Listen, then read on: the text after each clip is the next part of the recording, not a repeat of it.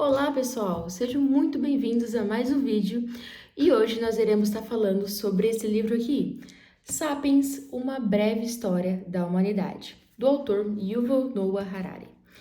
Então pessoal, esse livro aqui eu creio que a maioria das pessoas conhecem porque ele é um best-seller, ele já foi um livro muito, claro, vendido e também muito comentado, falado bastante sobre ele. Porém, eu nunca tinha tido a oportunidade de ler o livro e muito menos pesquisar sobre ele, conhecer muito bem como era a história, o que se tratava, do que se falava o livro. Até que me veio a oportunidade, apareceu para me comprar lá, eu falei, não, vai ser agora, eu vou ler. Porque esse livro, como na verdade eu conheci ele, é uma situação bem inusitada. Eu estava assistindo o programa do Luciano Huck uma vez, um sábado, que antes era de sábado. Faz muitos anos, gente, isso faz muitos anos, uns 3, 4 anos. E o Yuval, o Harari, né, o autor, ele foi veio pro Brasil e participou do programa do Huck. E aí eles discutiram bastante sobre o que ele apresenta no livro e nos outros livros dele. Só que assim eu falei, legal, beleza. E deixei passar e os anos foram passando, né? Tanto que aí eu tive a oportunidade de comprar o livro. Aí eu tava vendo a sinopse, tava vendo os comentários, aí eu vi algumas pessoas que leram o livro e comentaram, falaram muito bem. A gente tem Barack Obama, o Bill Gates, a Natalie Portman, tem a Djamila Ribeiro, como a socióloga aqui do Brasil, o Leandro Carnal, enfim, você vê tipo, o nível das pessoas que comentaram do livro. Aí eu parei e falei, gente, isso aqui é fantástico, né? Imagino que é fantástico. E realmente, pessoal, o livro é espetacular, espetacular. Tem, tipo assim, eu não tenho uma crítica, nada pra falar. É necessário. Se for uma palavra pra descrever esse livro, seria necessário. É necessário pra gente entender de onde a gente veio, como os sapiens surgiram e onde a gente vai, o presente e o futuro. Para onde a gente vai? Como que isso vai acontecer? Então, nesse livro, o autor ele detalha cada um desses processos, do surgimento dos sapiens até o futuro da nossa espécie. Aí, como funciona? O livro ele é dividido praticamente em 4 capítulos, né? 4 partes. A primeira parte vai estar falando sobre a revolução cognitiva. Basicamente, o autor explica no livro que a revolução cognitiva foi o surgimento de novas maneiras de comunicar dos sapiens, e isso foi o que diferenciou eles do Neanderthals, que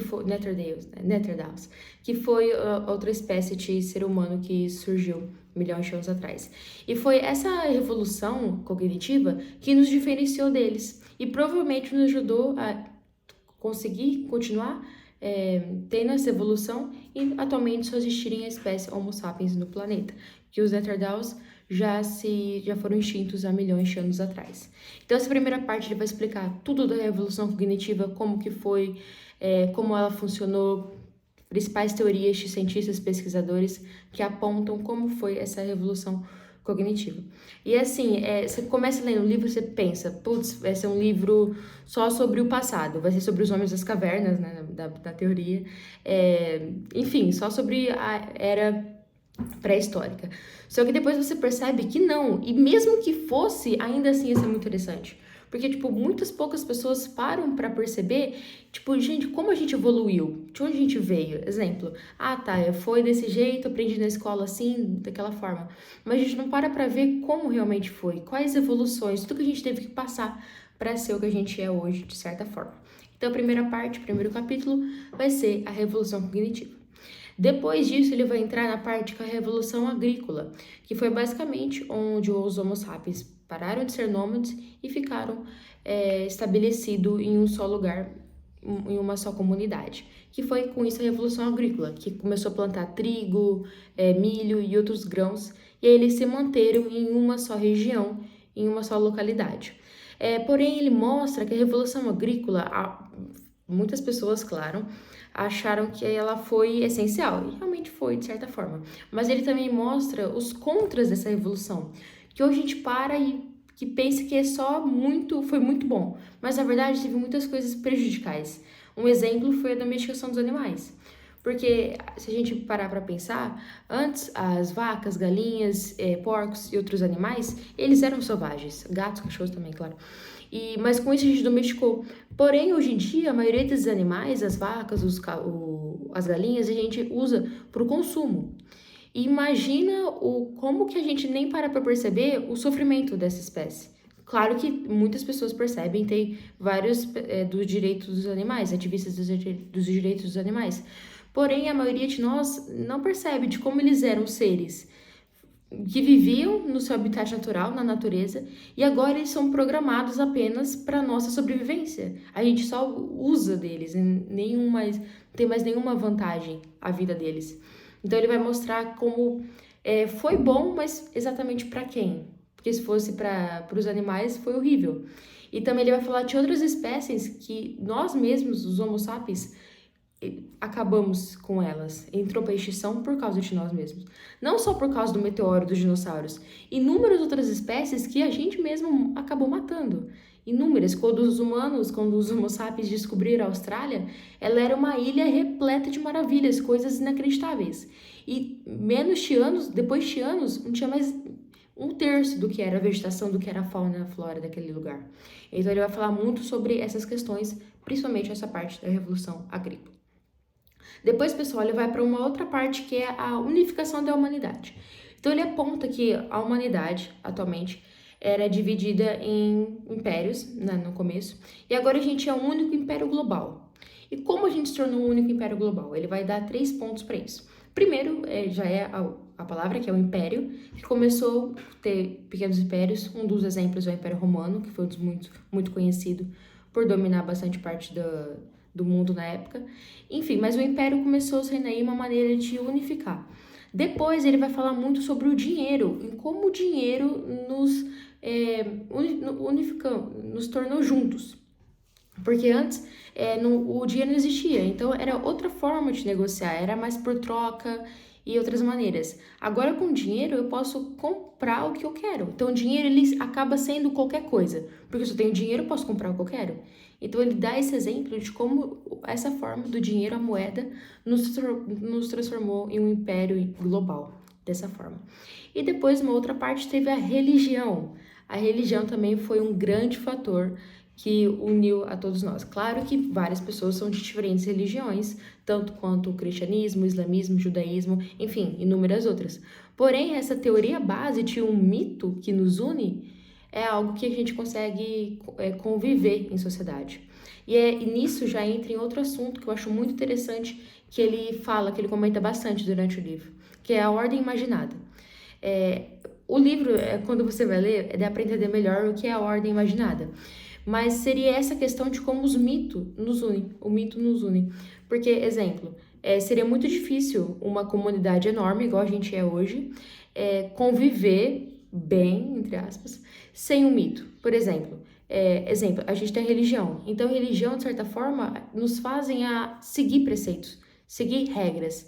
Então, ele coloca essa parte como importante para o nosso desenvolvimento.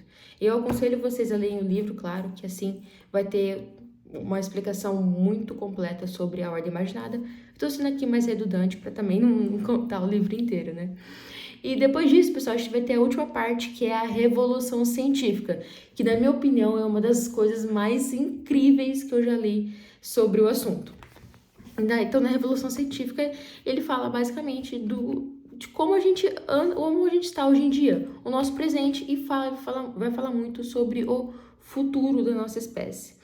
Então, basicamente, agora a gente criou inúmeras coisas, a gente foi à Lua, a gente tem internet, tecnologia e inúmeras outras possibilidades.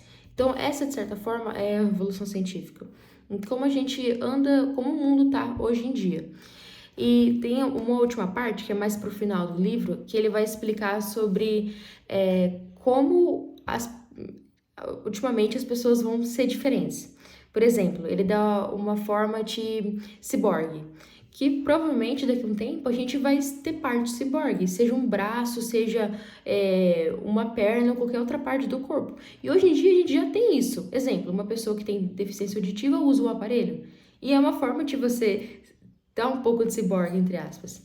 Então eu acho isso fantástico. Ele dá também inúmeros outros exemplos que nem mesmo os livros mais loucos de ficção científica, os filmes, conseguem imaginar isso, pessoal, de verdade. A gente assiste ficção científica, joga games como Cyberpunk, tem Blade Runner, entre outras obras, que é de ficção científica, como a gente imagina que o mundo vai ser daqui uns séculos, aqui uns milênios. Porém, nem ficção científica consegue imaginar o que ele descreve nessa última parte, nesse último capítulo, que é a Revolução Científica. É uma coisa, assim, inimaginável. É incrível mesmo, muito, muito diferente. Eu achei essa parte fundamental mesmo. E para fechar com chave de ouro, ele fez um epílogo que chama Homo sapiens, um animal que virou Deus. E aí ele termina o livro e ele deixa alguns questionamentos no final sobre a nossa espécie, sobre por onde a gente vai estar nos próximos anos, ou se a gente vai estar nos próximos anos. Eu acho ele terminou o livro de uma forma essencial e você fica com vontade de ler tudo novamente depois que você termina, de tão maravilhoso que é. Então, galera, de certa forma, eu quero totalmente indicar esse livro, Homo Sapiens. Ele, como eu disse no começo, é essencial para todo mundo, para qualquer tipo de área. Seja você estudante de medicina, seja de qualquer área, ele é fundamental para qualquer tipo de pessoa. Porque, de certa forma, estamos falando da nossa espécie. E vai estar comentando, como eu disse, tudo, do passado, presente e futuro. Então, um livro imperdível, eu acho que vale muito a pena estar lendo ele. E também, claro, eu vou ler depois, no ano que vem, provavelmente, os outros livros do Harari. Ele tem o Homo Deus, ele também vai ter 21 lições para o século XXI. Eu acho que, tenho certeza que vai ser tão bom quanto esse. Então, pessoal, provavelmente essa foi minha última leitura de 2022. O ano tá acabando. Então, provavelmente, a gente vai ter mais vídeos só no ano que vem.